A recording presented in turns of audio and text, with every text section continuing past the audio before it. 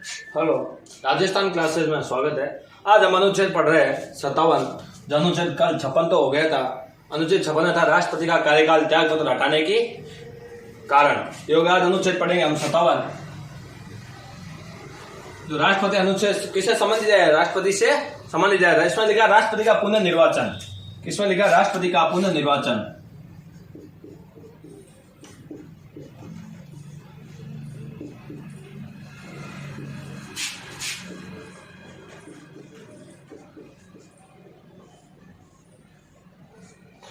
राष्ट्रपति पुनर्निर्वाचन का मतलब है कि एक आदमी एक से अधिक बार राष्ट्रपति बन सकता है। जरूर नहीं है कि वो एक बार ही बने, 2 बार बन सकता है, 3 बार बन सकता है, 4 बार बन सकता है। राष्ट्रपति पर क्या पुनर्निर्वाचन। इसमें लिखोगे भारत में एक व्यक्ति कितनी बार राष्ट्रपति बन सकता है। इसमें लिखोगे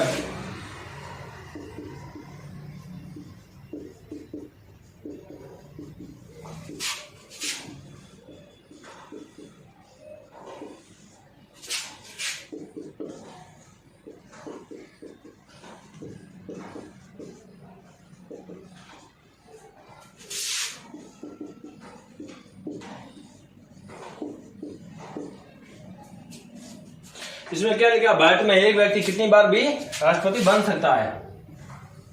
मैंने अभी बताया कि एक व्यक्ति कितनी बार भी राष्ट्रपति बन सकता है। जरूरी नहीं कि वो एक बार ही बने, 2 बार ही बने, वो कितनी बार भी बन सकता है, पुनर्निर्वाचित हो सकता है। एक व्यक्ति कितनी बार भी पुनर्निर्वाचित हो सकता है। लेकिन आप लिखोगे भारत में एक ही व्यक्ति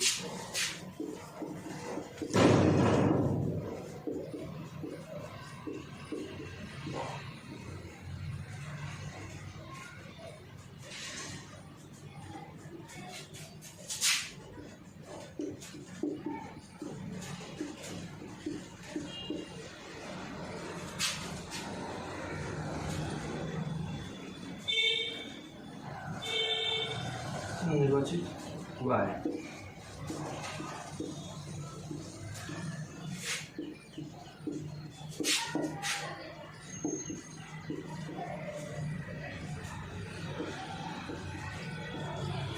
सही है। भारत में एक ही व्यक्ति 2 बार राष्ट्रपति पुनर्निर्वाचित हुआ। कौन है? डॉक्टर राजेंद्र प्रसाद। ये ऐसा था जो 2 बार राष्ट्रपति पद पर है। कितनी बार है? 2 बार राष्ट्रपति पद पर है। 2 बार राष्ट्रपति पद पर निर्वाचित हो चुके हैं। बाकी भारत में अभी तक कोई नहीं है जो 2 बार राष्ट्रपति बना है। ओनली वो 1 बार राष्ट्रपति बना है, बल्कि एक ही डॉक्टर राजेंद्र प्रसाद जो 2 बार राष्ट्रपति पद बना है। अब अमेरिका में क्या है तो आप नोट लगाओगे, लिखोगे। आपने मैंने बता तो दिया है राष्ट्रपति पद कहां से लिया गया है, तो आप बताओगे अमेरिका से दिया गया राष्ट्रपति पद।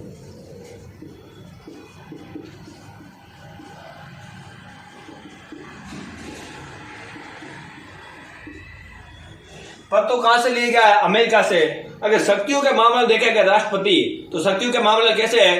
आपको मैंने बताया था ब्रिटेन के सम्राट जैसे है। ब्रिटेन के सम्राट के पास जैसे शक्ति इसी प्रकार है। हमारे भारत में राष्ट्रपति के पास शक्ति है। लेकिन अमेरिका में क्या है? ऐसा नहीं है। अमेरिका में दूसरी नहीं है। एक माता की जय। वहां पर प्रधानमंत्री नहीं होता। अमेरिका में प्रधानमंत्री नहीं होता। वहां क्या होता है? ओनली पूरी राष्ट्रपति होती है। पूरी शक्ति किसके पास होती है? राष्ट्रपति के पास होती है। लिखो आप इसमें लिखोगे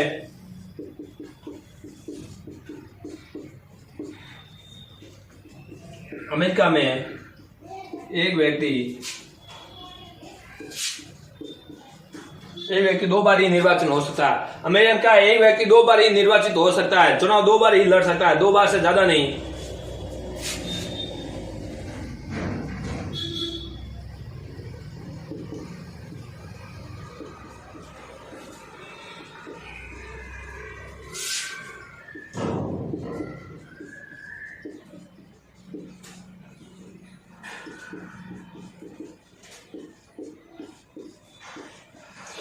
अमेरिका में एक रूल है, अगर एक व्यक्ति 2 बार निर्वाचित हो सकता है राष्ट्रपति, चाहे जरूर वो 2 बार खड़ा हो गया, चाहे जीते चाहे ना जीते। अगर 2 बार खड़ा हो गया उसके बाद वो तीसरी बार खड़ा नहीं हो सकता राष्ट्रपति पद के लिए। और एक व्यक्ति कितनी बार बन सकता है? 2 बार ही बन सकता है, चाहे वो जीत हो उसकी, चाहे उसकी हार हो। उसने एक बार 2 बार उसका नामिनेट हो गया, उसके बाद तीसरी बार वो नामिनेट नहीं कर सकता। भारत में ऐसा नहीं है। अगर भारत में ऐसा नहीं है। भारत में एक व्यक्ति 2 बार बन सकता है, 3 बार बन सकता है, 4 बार, ऐसा कोई प्रावधान नहीं है कि ये व्यक्ति एक बार ही बनेगा। अब ये नोट कर लो एक बार। उसके बाद अनुच्छेद पढ़ेंगे 58 राष्ट्रपति पद के लिए योग्यता उल्लेखन। हाँ, अनुच्छेद 58 है। 58 राष्ट्रपति की योग्यताओं का उल्लेख।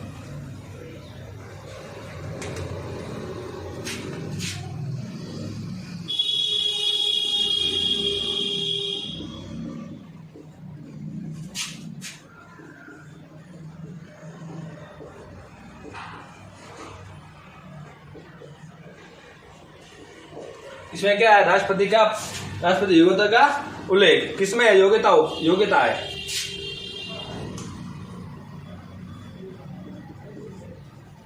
योग्यताओं का उल्लेख। इसमें राष्ट्रपति की क्या योग्यता होगी? तो पहला होगा क्या होना चाहिए? भारत का नागरिक। इसमें लिखोगे प्रथम लिखोगे भारत का नागरिक होना चाहिए। भारत का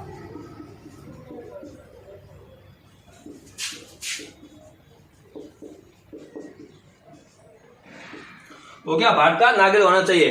जन्म से या मूल रूप से नहीं, तो अब इसमें ब्रैकेट में लिखोगे जन्म या मूल रूप से नहीं। जरूरी नहीं है कि वो भारत में जन्मा हो या मूल रूप से भारत का ही हो, जरूरी नहीं है। और उसके जिस टाइम वो राष्ट्रपति पद के लिए क्या खड़ा हुआ, उस टाइम उसके पास किसकी नागरिकता होनी चाहिए? भारत की नागरिकता होनी चाहिए। उसके बाद लिखो इसकी न्यूनतम आयु लिख दोगे। न्यूनतम आयु 35 वर्ष। आयु कितनी होनी चाहिए? 35 वर्ष। उसके बाद लिखो लोकसभा सदस्य बनने की योग्यता रखता है।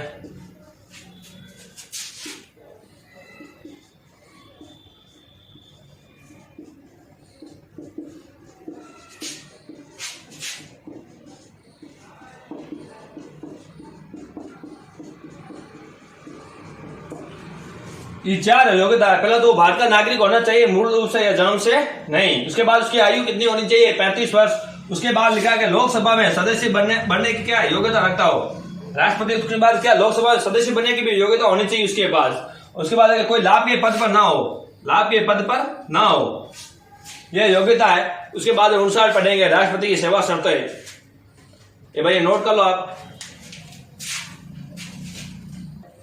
अब अनुच्छेद 59 है, जिसमें क्या? राष्ट्रपति की सेवा शर्तें।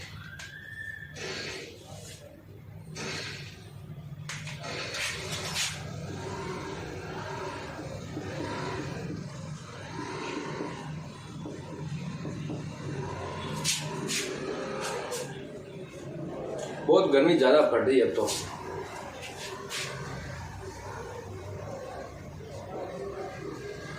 सेवा शर्तों को अलग उल्लेख। मतलब ये क्या? राष्ट्रपति पद पर रहेंगे, उनको किस प्रकार की सेवा देंगे, उनको क्या सेवा होगी, उनकी क्या कितने पैसे देंगे, उनको रिटायर होने के बाद क्या कितने पैसे देंगे, राज्य सरकार देगी या कौन सी निधि से देंगे। तो पहले आप लिखोगे इसमें राष्ट्रपति का वेतन भत्तों का निर्धारण कौन करेगी? संसद करेगी।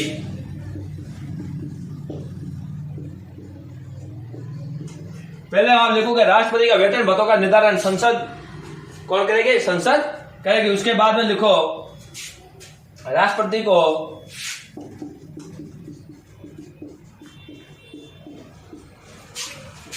वेतन किससे दिया जाएगा? बोलोगे संचित निधि से दिया जाएगा। संचित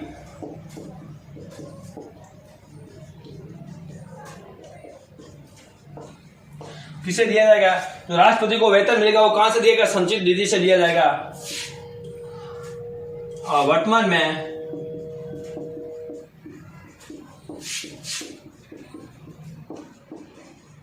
राष्ट्रपति को 5 लाख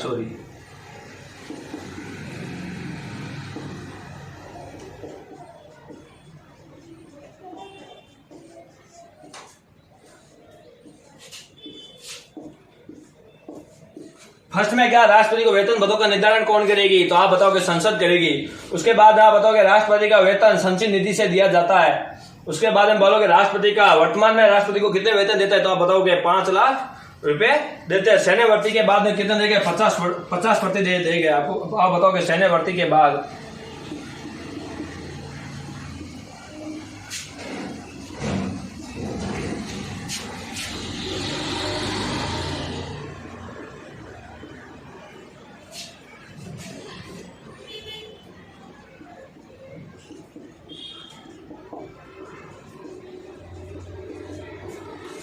राष्ट्रपति जी जब राष्ट्रपति पद पर क्या है, सेनावर्ती हो गए, मतलब सेनावर्ती मतलब जब रिटायर होंगे तो उनके बाद उनकी कितनी पेंशन दी जाएगी? उनको पेंशन 50%। अगर 5 लाख अभी दे रहे हैं उनको पेंशन, अभी 5 लाख वोटमेंट है उनकी तनख्वाह, उसके बाद कितना 2.5 लाख रुपए दिए जाएंगे उनको पेंशन के रूप में। कितने देंगे?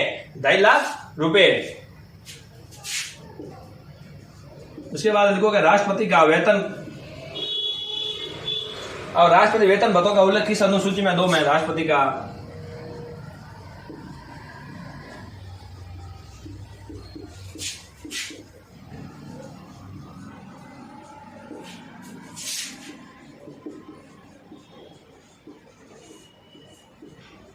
अनुसूची 2 में।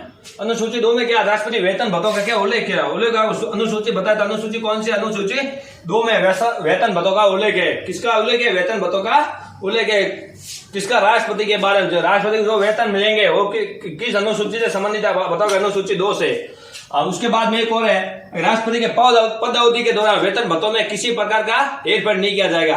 आपातकालीन स्थिति में उनके वेतन भत्तों में क्या है? फिर मतलब अलाभकारी किया जा सकता है। बिना आपातकालीन में अलाभकारी कुछ इससे परिवर्तन नहीं होगा। तो आप बताओगे पद अवधि के दौरान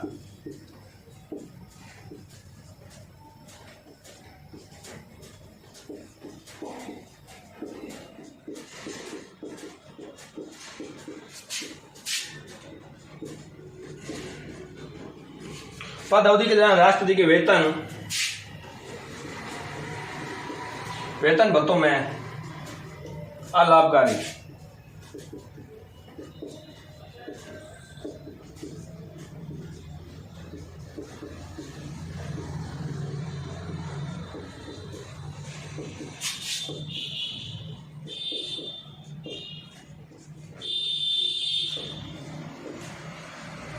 आप बोले क्या बोलेंगे? पद अवधि के दौरान राष्ट्रपति के वेतन भत्तों में अलाभकारी परिवर्तन नहीं किया गया। अगर राष्ट्रपति पद पर है वैसे नहीं, पहले 5 लाख रुपए कर दी उसके बाद 4 लाख रुपए, ऐसा नहीं कर सकते। अगर एक बार निर्धारण हो गया कि राष्ट्रपति जी को कितने 5 लाख रुपए उनकी वेतन है, उनको ये सेवा दी जाएगी, तो वो सेवा रहेंगे जब तक वो पद पर रहेंगे। ओनली फॉर आपातकालीन किस्त। नोट में लिख देना आप।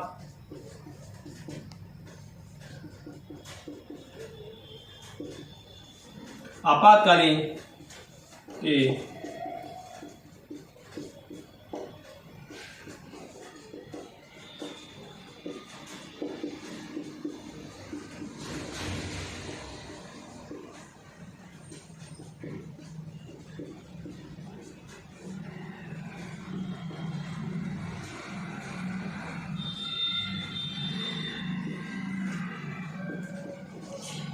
ओनली फॉर आपातकालीन स्थिति में ही क्या राष्ट्रपति के सेवा शर्तों में क्या परिवर्तन कर सकते हैं? आपातकालीन कैसा? वित्तीय आपातकालीन। ओनली फॉर वित्तीय आपातकालीन के टाइम वित्तीय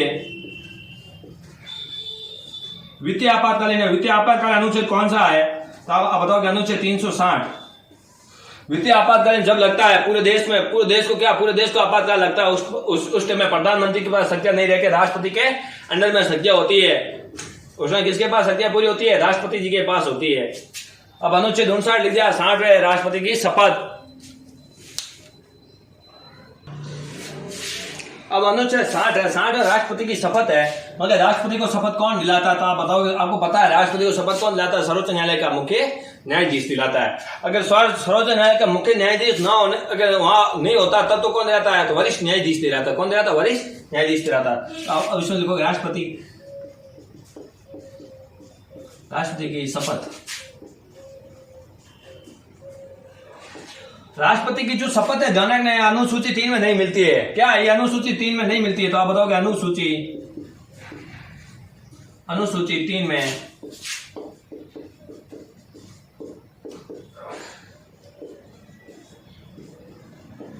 नहीं मिलती, बल्कि किसमें मिलती है? अनुच्छेद 60 में मिलती है। अनुच्छेद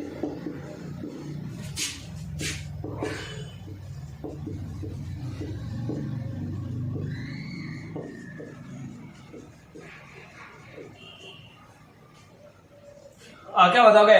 अनुच्छेद 60 में राष्ट्रपति शपथ में क्या मिलता है? उल्लेख मिलता है। लेकिन अनुसूची 3 में राष्ट्रपति की शपथ का क्या इसका उल्लेख नहीं मिलता। अनुसूची 3 में ध्यान रखना, क्योंकि वेतन भत्तों का अनुसूची 2 में मिलता है, बल्कि अनुसूची 3 में शपथ का नहीं मिलता है।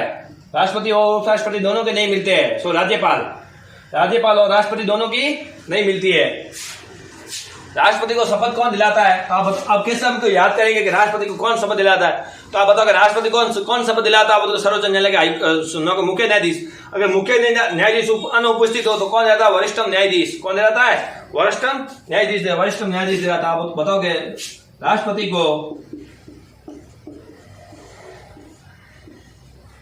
को शपथ सर्वोच्च न्यायालय का मुख्य न्यायाधीश दिलाता है।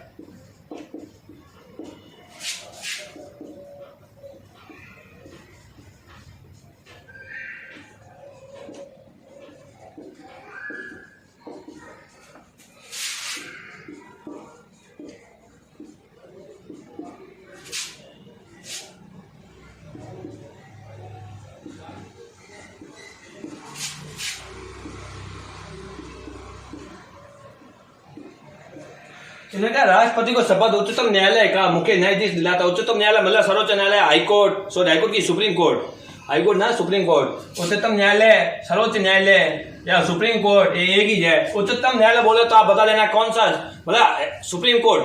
और उच्च न्यायालय बोले तो आप बताओगे हाईकोर्ट। उच्च न्यायालय का अर्थ होता है हाईकोर्ट। अधीनस्थ न्यायालय होता है जिला स्तर पर होता है। अधीनस्थ न्यायालय कहाँ होता है? जिला स्तर पर होता है।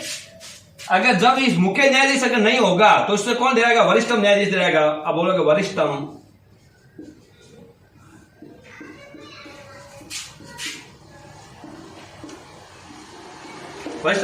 अगर जब अनुपस्थित हो, मुख्य न्यायाधीश अनुपस्थित हो, तो जो सुप्रीम कोर्ट में बैठता है वरिष्ठतम न्यायाधीश का मतलब क्या होता है? जो सबसे ज्यादा वहां बुजुर्ग बैठेगा, बुजुर्ग आदमी जो उम्र में ज्यादा होगा वही दिलाएगा शपथ। अगर जब मुख्य न्यायाधीश नहीं होगा तब वो दिलाएंगे। और राष्ट्रपति जी शपथ कब लेते हैं? तो आप बताओगे 1977 के बाद में। कब? 1977 के बाद है। 25 जुलाई को शपथ लेते हैं। क्योंकि 25 जुलाई 1977 को कौन सा नर विरोधी संजू रेड्डी जी कौन बने थे राष्ट्रपति? उसके बाद में लगभग को 25 जुलाई को क्या दिलाई जाती है? शपथ दिलाई जाती है। आप बताओगे राष्ट्रपति को शपथ 25 जुलाई को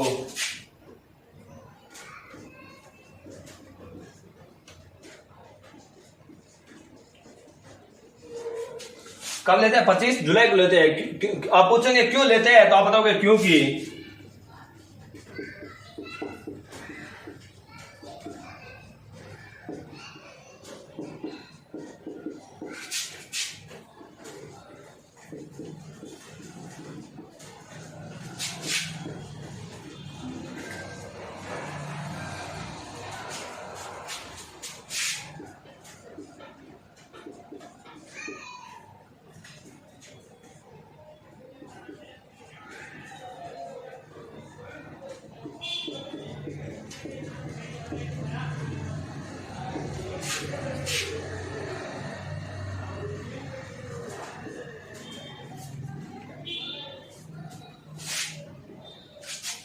सही लिख देता हूँ।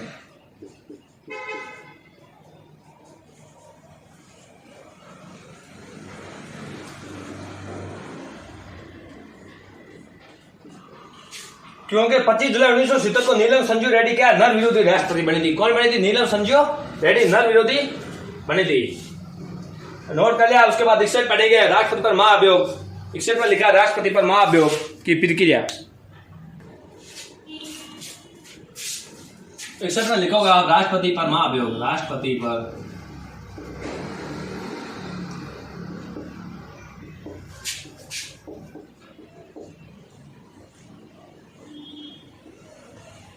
पर महाअभियोग। आप पहले तो आप बताओगे राष्ट्रपति पर महाअभियोग मतलब राष्ट्रपति को पद पर कैसे हटाएंगे? राष्ट्रपति को पद पर हटाने के एक ही जगह जो क्या संविधान का उल्लंघन करेगा, संविधान के अनुसार नहीं चलेगा, संविधान के विपरीत चलेगा, तो क्या उसको महाअभियोग लगाएगा, तो उसको पद पर हटा जा सकता है। बाकी तो पद पर हटाया नहीं जाता है। बल्कि अमेरिका में क्या रूल है? अमेरिका राष्ट्रपति को हटाने के लिए क्या चाहिए? भ्रष्टाचार के आरोप में हटा सकता है। बल्कि और भारत ने क्या राष्ट्रपति को हटाने के लिए संविधान का उल्लंघन करता तो उसको क्या राष्ट्रपति से हटाने का ये लिखा महाभियोग। हमें जो ये महाभियोग प्रक्रिया कहां से ली गई तो आप बताओगे, महाभियोग प्रक्रिया कहां से ली गई है तो आप बताओगे अमेरिका से।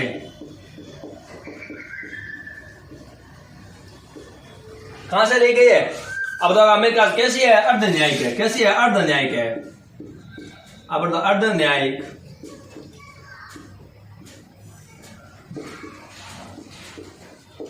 कैसी है? अर्ध न्यायिक प्रक्रिया है। आप इसमें लिखोगे राष्ट्रपति पर सॉरी यहां लिखोगे राष्ट्रपति पर महाभियोग की प्रक्रिया अमेरिका से ली गई है तथा अर्ध न्यायिक प्रक्रिया। कैसी है? तथा अर्ध न्यायिक प्रक्रिया है। उसके बाद बोलोगे महाभियोग के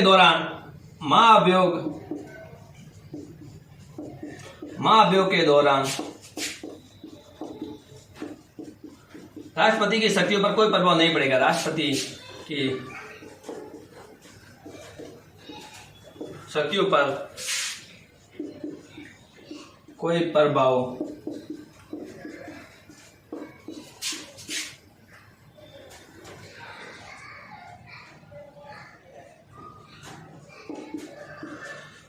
नहीं पड़ेगा। जब तक ये क्या महाभियोग लगाएंगे उस टाइम जब तक महाभियोग पारित नहीं होता तब तक राष्ट्रपति के शक्ति पर किसी प्रकार का प्रभाव नहीं पड़ेगा। क्या बोलेंगे? राष्ट्रपति के पर कोई शक्तियों का प्रभाव नहीं पड़ेगा। जो ये राष्ट्रपति की महाभियोग, आप बोलोगे महाभियोग प्रक्रिया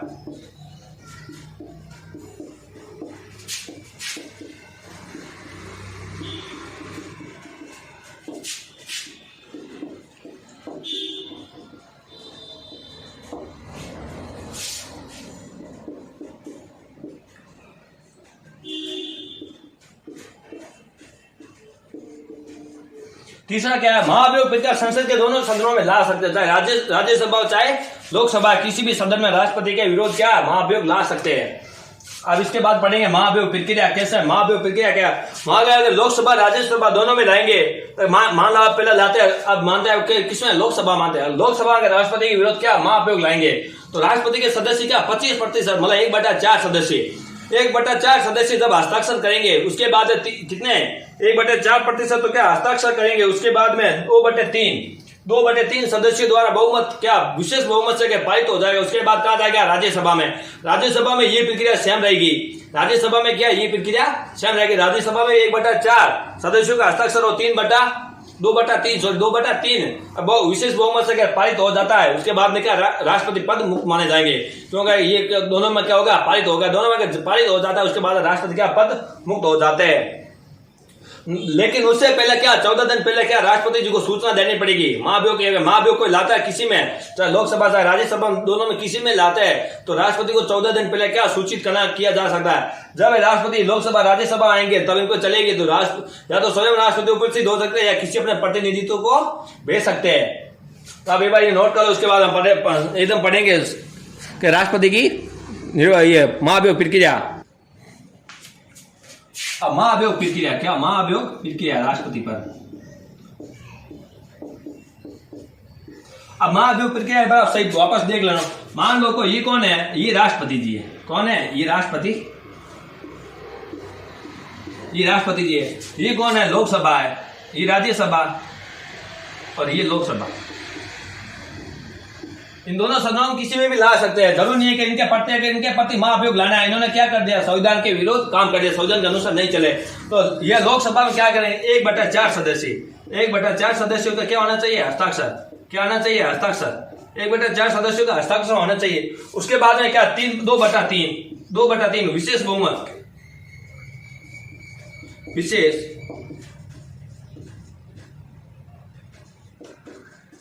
विशेष बहुमत से अगर ये विधायक पारित हो, ये महाभियोग प्रक्रिया यहाँ से पारित हो जाती है। मान लो इन्होंने 1/4 सदस्य हस्ताक्षर है, उसके बाद 2/3 सदस्य बहुमत विशेष बहुमत से क्या पारित होता है, कहाँ जाएगा? राज्यसभा के पास। अगर राज्यसभा के पास स्वयं ये प्रक्रिया रहेगी, 1/4 सदस्य क्या हस्ताक्षर करेंगे, उसका 2/3 सदस्य विशेष बहुमत से क्या पारित कर देंगे।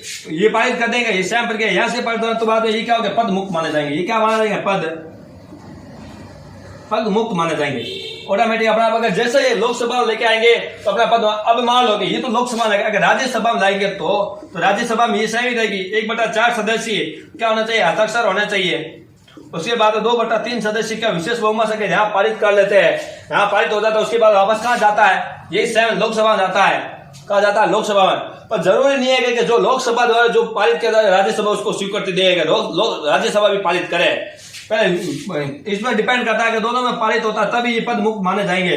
ऐसा नहीं कि राज्यसभा लोकसभा दोनों एक में अगर पारित होगा तो नहीं माना जाए, दोनों में पारित होना जरूरी है। दोनों में क्या पारित होना जरूरी है। अगर लोकसभा पहले लाती तो राज्यसभा में पारित होना जरूरी और लोकसभा में भी पारित होना जरूरी। अगर राज्यसभा में पहले लेके आते तो राज्यसभा में भी पारित होना जरूरी है। उसके बाद कहा जाएगा लोकसभा में जाएगा, लोकसभा में पारित हो गया तो राष्ट्रपति अपना आप क्या पद मुक्त माने जाएंगे। तो आप इसमें लिखोगे, अब लिखो राष्ट्रपति महाअभियोग, राष्ट्रपति महाअभियोग किसी भी सदन में ला सकते हैं, किसी भी सदन बैठे लिख देना, लोकसभा और राज्यसभा किसी भी सदन में ला सकते हैं, किसी भी सदन में ला सकते हैं। लेकिन किसी भी सदन में लाने से पहले, किसी भी सदन में लाने से पहले किसी सदन में लाने से पहले 1/4 सदस्य या 25% सदस्यों के हस्ताक्षर तथा विशेष बहुमत से पारित होने के बाद दूसरे सदन के पास चला जाता है। एक सदन से पास होने के बाद दूसरे सदन के पास चला जाता है तथा दूसरे सदन में भी 1/4 सदस्यों के हस्ताक्षर तथा 2/3 सदस्यों के विशेष बहुमत से पारित होने के बाद राष्ट्रपति पद मुक्त माना जाएंगे, राष्ट्रपति पद मुक्त माने जाएंगे। उसके बाद लगाओ महाअभियोग प्रक्रिया से पहले राष्ट्रपति जी को 14 दिन पहले महाअभियोग प्रक्रिया से पहले राष्ट्रपति को सूचना 14 दिन पहले दी जाएगी। महाअभियोग प्रक्रिया के टाइम, अब अगला लिखोगे महाअभियोग प्रक्रिया के समय राष्ट्रपति स्वयं तथा अपना प्रतिनिधित्व भेज सकता है। अब उसके बाद में क्या, ये तो आपको मैंने बता दिया। अब या तो क्या स्वयं राष्ट्रपति उपस्थित होंगे प्रक्रिया में, या तो किसी भी पद अधिकारी को भेज सकते हैं, प्रतिनिधित्व मतलब किसी भी अधिकारी को भेज सकते हैं। अब उसके बाद एक नोट लगा के लिखोगे आप, राष्ट्रपति महाअभियोग के समय संयुक्त अधिवेशन नहीं बुलाया जा सकता है। जब राष्ट्रपति ये चलेगी प्रक्रिया महाअभियोग, उसमें संयुक्त अधिवेशन नहीं बुला सकता है। संयुक्त अधिवेशन नहीं बुला सकता है क्योंकि राष्ट्रपति पर भी चलेगा। संयुक्त अधिवेशन कौन बुला सकता है, राष्ट्रपति बुला सकता है। और उस टाइम क्या राष्ट्रपति खुद पर तो क्या महाअभियोग चलेगी, तो वहां समय क्या राष्ट्रपति महाअभियोग चलेगी, तो उस टाइम क्या करेगा, संयुक्त बैठक नहीं बुला सकता। जब ये लोकसभा पारित होगा, जैसे दोनों पारित हो जाएंगे तो अपना क्या हो जाएगा, ये पद मुक्त हो जाएंगे। जैसे ही पद मुक्त हो जाएंगे तो क्या करेंगे, पद रिक्त रहेगा तो 6 महीनों में, या तो 6 महीनों में इनको क्या चुनाव कराना जरूरी है, और या तो नहीं तो उनको क्या अतिरिक्त पदभार दिया जाए, उपराष्ट्रपति बन जाएंगे राष्ट्रपति। अब वो अनुच्छेद 62 है, मैं आपको 62 बताऊंगा। पद रिक्त पद होने पर 6 माह में चुनाव। एक बार नोट कर लिया, ये आपको मैं समझा दिया। अच्छी तरह से नहीं समझ आ रहा कमेंट में कर देना, वापस मैं समझा दूंगा इसको। अब बोला इसमें राष्ट्रपति का पद रिक्त होने पर 6 माह में चुनाव। राष्ट्रपति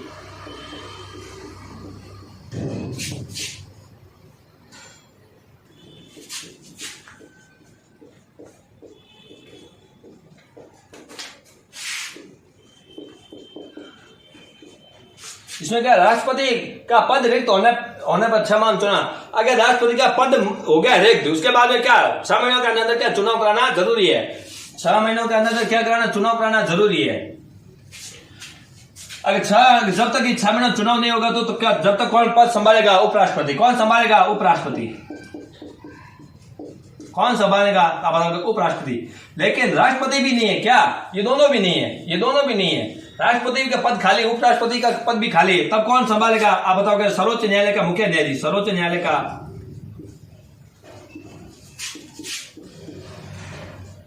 कौन संभालेगा? मुख्य न्यायाधीश। अब मान लो मुख्य न्यायाधीश भी नहीं है, हेलो मुख्य न्यायाधीश भी नहीं है, तब तो क्या करेगा? सर्वोच्च न्यायालय का कौन संभालेगा? वरिष्ठम, वरिष्ठम न्यायाधीश कौन संभालेगा? वरिष्ठम न्यायाधीश।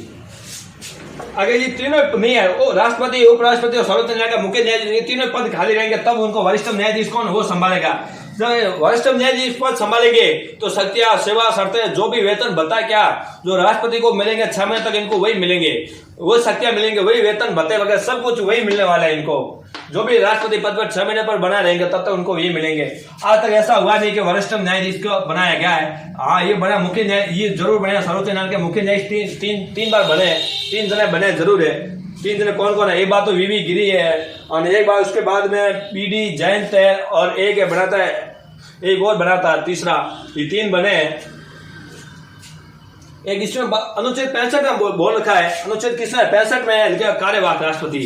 क्या है कार्यवाहक? जब एक राष्ट्रपति पद खाली रहेंगे तो ये क्या रहेंगे? कार्यवाहक रहेंगे। ये राष्ट्रपति कैसे है? कार्यवाहक है।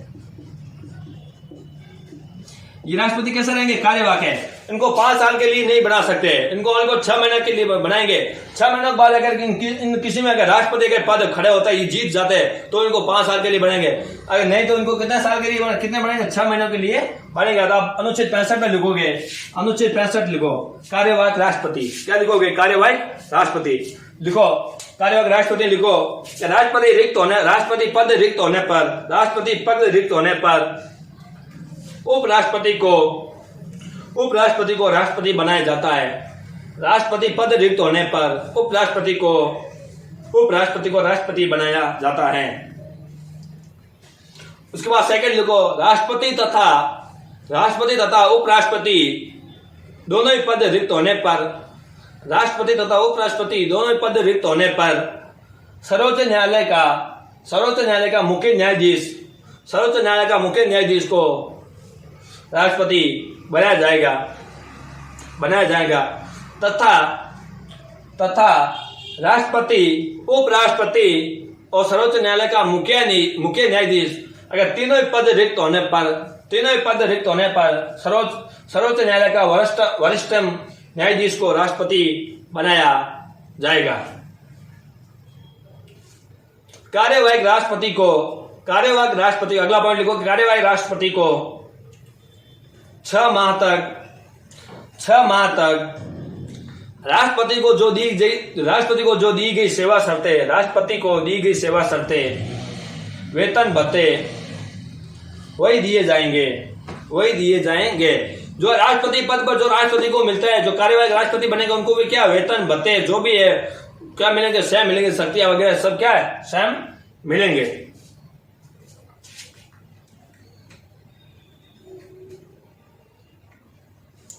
उसके बाद एक और सवाल आता है, मान लो कि ये क्या है? कोई भी ये राष्ट्रपति है, क्या ये राष्ट्रपति है?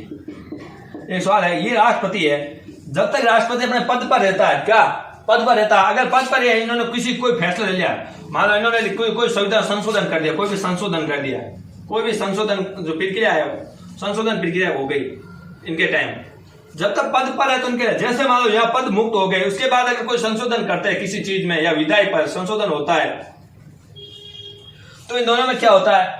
जब पद पर रहते संशोधन होता है तो उनको तो क्या बाद अगर पद मुक्त होता है तभी ये नहीं हटता है, क्या तभी ये भी नहीं हटता है। लेकिन जैसे ये पद मुक्त हो गए, पद मुक्त होने के बाद कोई संशोधन होता है तो वो नहीं माना जाएगा, वो क्या नहीं माना जाएगा। जब तक ये पद पर रहता है, कोई भी संशोधन करते हैं, कोई भी विधायक वगैरह कोई भी कैसा कानून बनाते हैं तो वो मानेगा। जैसे कि पद पर हट गए उसके बाद ये नहीं बना सकता, उसके बाद मान लो बना भी दिए तो वो मान्यता नहीं होंगे। उसके बाद पढ़ेंगे राष्ट्रपति से संबंधित और अनुच्छेद है, अनुच्छेद जैसे कि 71 है, 74 है, ये राष्ट्रपति से संबंधित और है, 2-3 अनुच्छेद और है। उसके बाद हम पढ़ेंगे मंत्रिपरिषद मुखिया कौन होता है? प्रधानमंत्री होता है। मंत्रिपरिषद मंत्रिपरिषद को सलाह मानने के लिए क्या प्रधानमंत्री विवश होता है, कभी कभी मंत्रिपरिषद की इसको सलाह मानने के लिए क्या बाध्य है। इसलिए धन्यवाद, आज आपकी क्लास हो गई है, कल और लेंगे क्लास जो इसमें राष्ट्रपति से संबंधित जितने भी अनुच्छेद है आपको मैं पूरा करा दूंगा कल।